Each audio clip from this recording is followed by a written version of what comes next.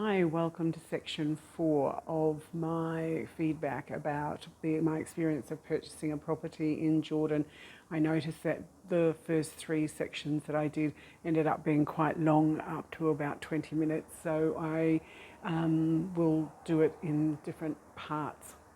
So today I sit here and it is Wednesday, and we were supposed to sign the special power of attorney and the purchase contract on Sunday or Monday, and clearly with it being Wednesday and I'm now giving you this feedback, that didn't happen.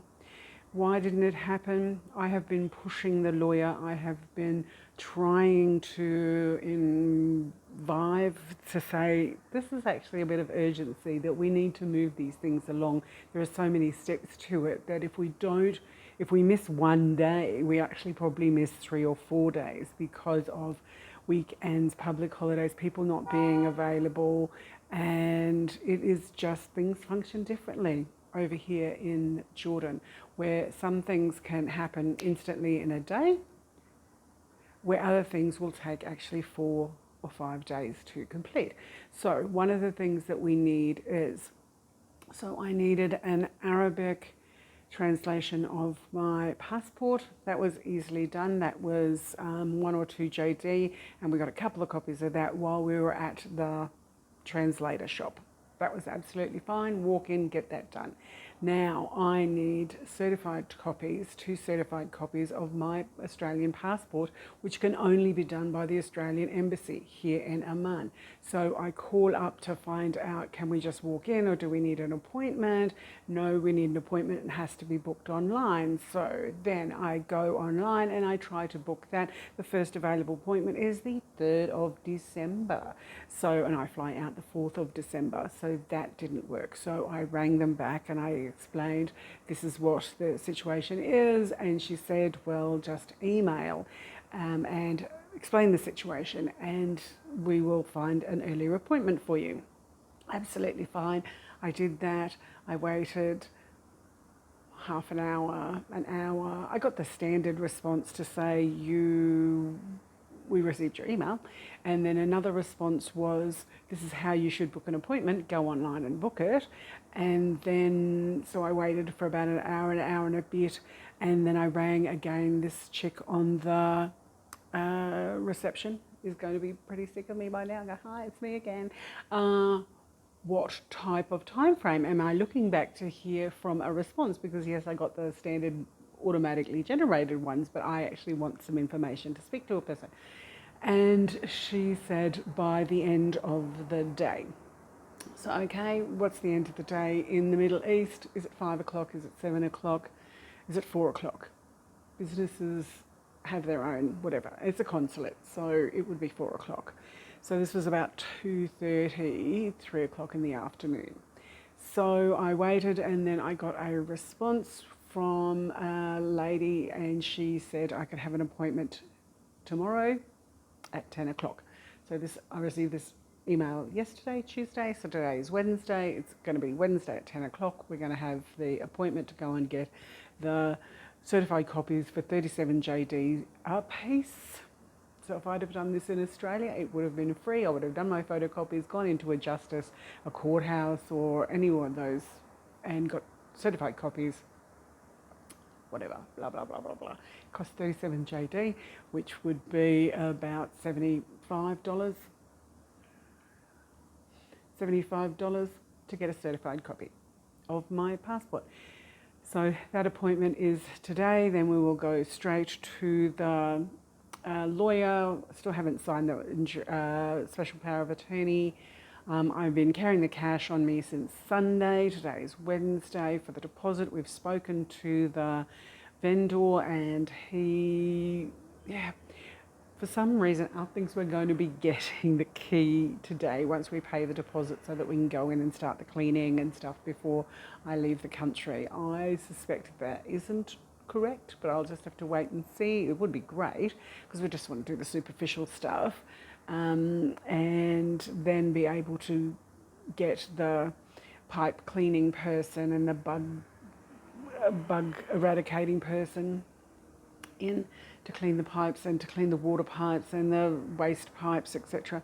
The other things that we can do ourselves will be just the surface cleaning, but then taking all the soft furnishings, the curtains and the cushion covers and the cushions to a professional laundry to get them cleaned. That could happen while we are away down the south for 4 days. So that would be absolutely fabulous. If that could happen, then all we would have to do is just wait until I finalise the payment, and then from there be able to start demolishing that bathroom. So fingers crossed. Has things happened as planned? Have things happened as planned? No.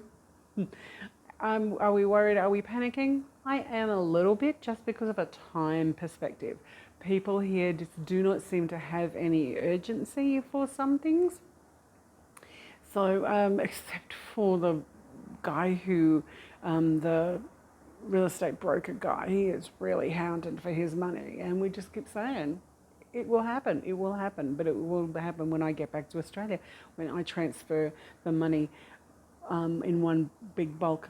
But one thing I'm going to do is I'm going to do a test transfer just to make sure that all of the money is, all of the numbers for the bank account and the transfer is correct. I'll transfer in US dollars so it doesn't have to go through an intermediary bank. So I'll do a test transfer of about 100 US dollars, which will cost me 30 Australian dollars because it's $30 per transaction. So then when I transfer the rest of the money, it's just an additional $30. But I think that's going to be a $30 that is going to be well spent, because then I'm a little comfortable that it's going to the right bank account and that I'm not going to lose all my money in one fell swoop.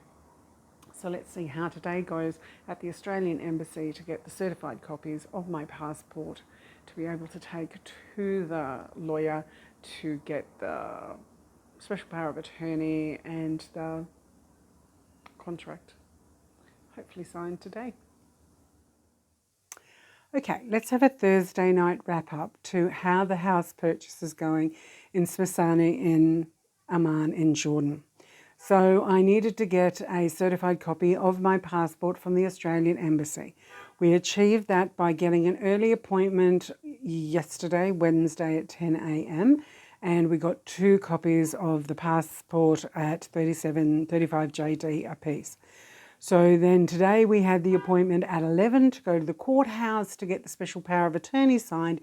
But because it's in Arabic, I needed an interpreter. So a lovely lady called Wafa, W-A-F-F-A,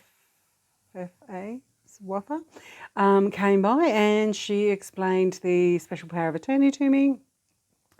I gave over my Arabic translation of my passport, which cost me a couple of JGs a few days earlier, and my certified copy of my passport, and with the notification. And in the passport there is a multi-digit number, which is my Jordanian allocated number.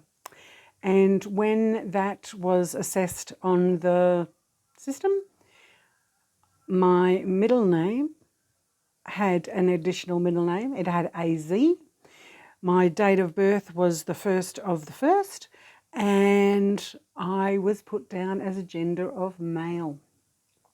So because none of this information was right for my national ID number, I then had to go to the immigration police. So that was a half hour to get there, half hour there, half hour to get back. So 2 o'clock, I had to get back to the courthouse and get the lovely interpreter lady to come back again. Why was my national ID number wrong? I suspect that very first time I came to Jordan on the, Anzac Day 2017, because I was on a cruise ship, Celebrity Constellation, I suspect that when they did 2,000 different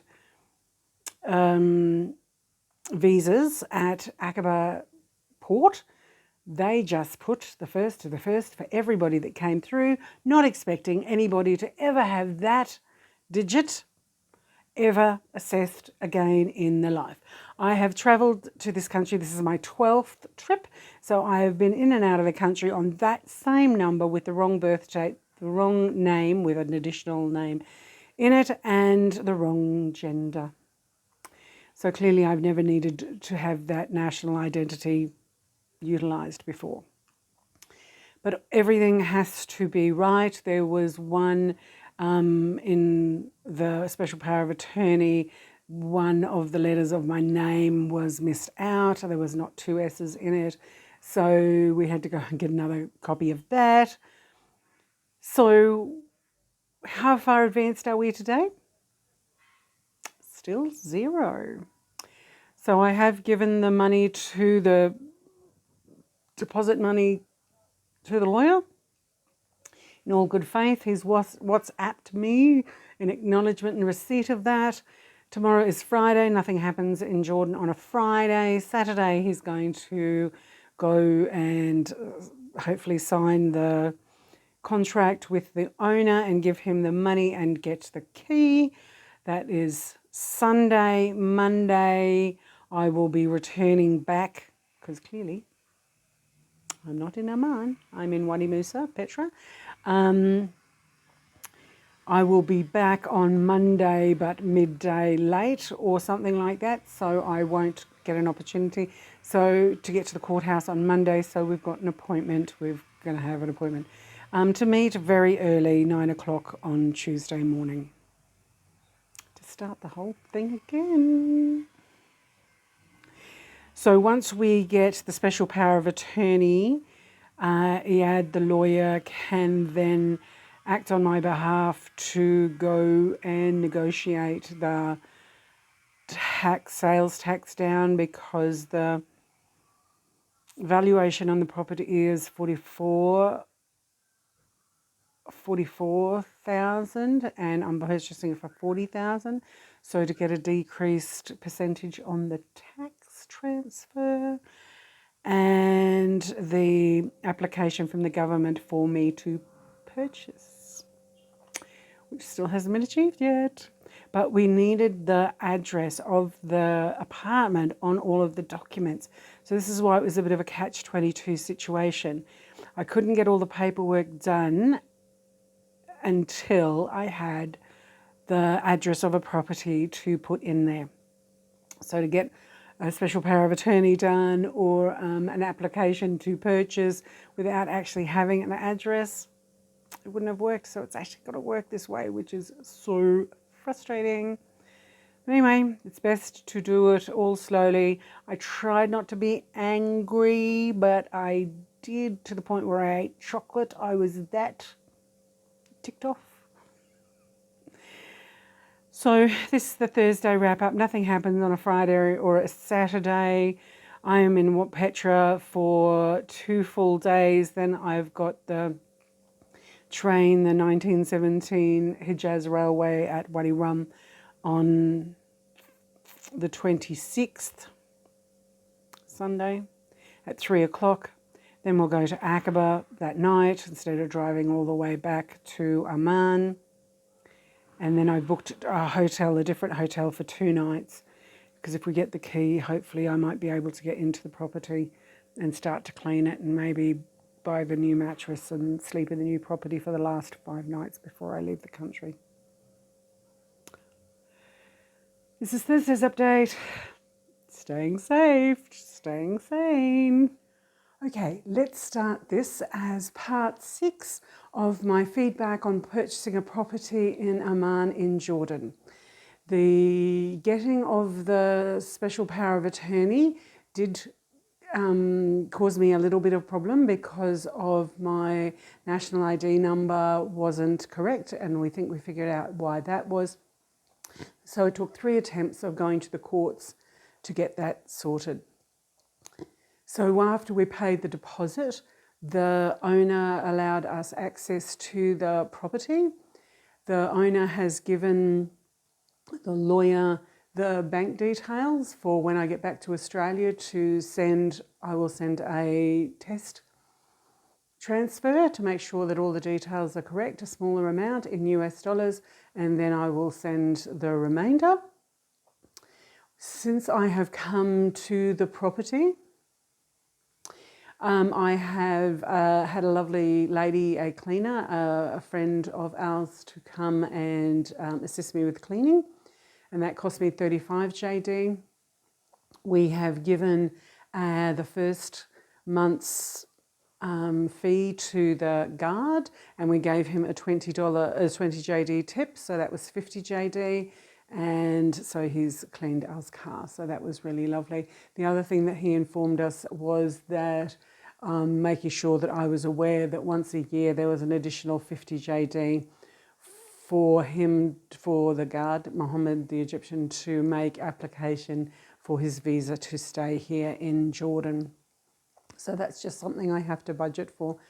The general fees and taxes for the year is under 100 JD, and there's an app that says that we have, it has the electricity and the water and the other government fees. So we'll just put that onto his app, and then I'll be able to track that and pay it when it comes due. So my whole experience of purchasing, though not specifically over because I haven't transferred the final amount yet, and I do not have the government approval yet. So clearly the lawyer is going to be dealing with all of that. The owner is happy to sell to me. I am happy to sell, purchase for the price that we negotiated. And the other thing will be the actual transfer fee, the transfer taxes, which I am budgeting 2,500 JD for, based on the property value of purchase, not on the property value by the government. So there might be a 240 JD variance there. The other thing that, we came in, so you've got all of those purchasing of cleaning products. So I think we've spent over 100 JD on cleaning products, on buckets and fresh mops and stuff like that. There was a lot of soft furnishings in the apartment, so that we have put into storage until it officially belongs to us, once I do the final payment, and then we can distribute those soft furnishings to people or charities or throw them away. And then the other thing that we needed to purchase was towels and bed linen and things like that, and we need a new mattress, but I'm not fussed on the new mattress until I come back for next year, which is in June, or May, April, May, June, May. So I can maybe make that purchase just before I come. And the other thing was, sorry, a man was just outside the window. Distracted me. I was just getting used to the place. It's really, really quiet. We can barely hear the call to prayer. There is a stompy person upstairs who slams doors at 3 o'clock in the morning, but it's only been day one. I've said hello to some ladies as they were entering the lift coming from the car park, because I'm on the basement, so everybody passes me if they're going to the car park. What was I thinking about, the last thought that came through my head? Anyway, fees and costs, I'm just going to have to pay whatever comes. So we collected the cleaning lady, we paid the cleaning lady, we fed the cleaning lady. All of those are just general costs. The other soft furnishings, such as the curtains and the roller blinds, I'm going to have to deal with those another time. I think today I'm going to have to clean the filters of the air conditioners. This morning I put on the air conditioner from 3 a.m. until after my shower at 6 a.m. and that got the bedroom and the bathroom nice and warm enough that I survived. We changed over the shower rows in the shower and the 2 douches in the bathroom, in the toilets and bathrooms. So there's just going to be ongoing, just general maintenance stuff. I suspect once we get rid of this plastic covering on 2 of these walls that there's going to be some damage to the outside wall and some mould egress potentially. And of course that bathroom, I managed to get the glass on the shower screen relatively clean, that you can't actually feel any texture of hard water, but I cannot get rid of the mould. And because I'm only going to be here 4 days, it's not going to worry me too much, because there's just mould everywhere in this country. That by the time I get back next year, the bathroom is going to be completely demolished and redesigned. So that's going to be basically my 6th part of my summary. How easy, how hard it was. There were highs and lows. So today is the 1st of December, which is Friday. So the lawyer last one was Tuesday. I'll have to get him to send me a hard copy or give me a hard copy of the sales contract for when I get back to Australia, just as another part of evidence for my bank that I am legitimately sending money to a Middle East country for a genuine reason. So that's going to be interesting, and I've given everybody the bank details of what they need for my bank to be satisfied that it is a genuine transaction. Mohammed the Egyptian just walked past. I could see him. I don't know if he could see me. I tested yesterday if people could see in, but you couldn't. Anyway, it's just a new part of my life, being in a basement and watching people walk past. Maybe it's like being in New York. I don't know. Exciting. This is my summary of what it's been, the experience so far of purchasing a property here in Amman in Jordan.